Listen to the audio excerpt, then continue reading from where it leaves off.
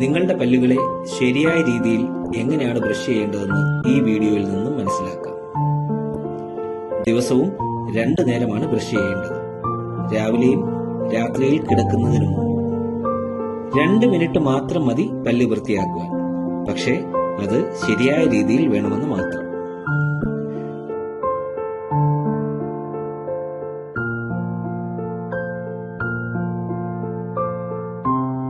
Tooth ബ്രഷിൽ ചെറിയ അളവിൽ മാത്രം ടൂത്ത് പേസ്റ്റ് എടുക്കുക.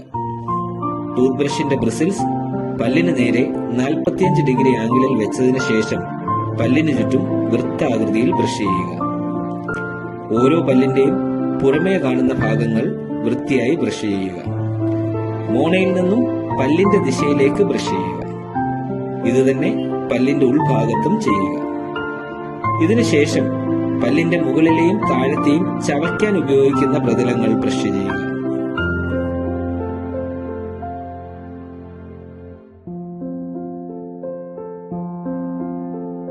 വീഡിയോയിൽ കാണുന്നത് പോലെ നേരെ പിടിച്ചതിന് ശേഷം മോണയിൽ നിന്നും താഴേക്ക് ബ്രഷ് ചെയ്യുക.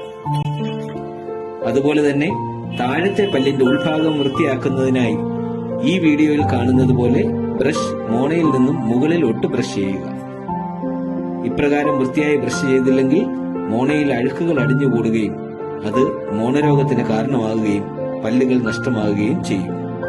ഈ പഴമൊഴി ഓർക്കുക, പല്ല് നന്നായാൽ പാതി നന്നായി. നമുക്ക് പല്ലുകളെ വൃത്തിയായി സംരക്ഷിക്കാം.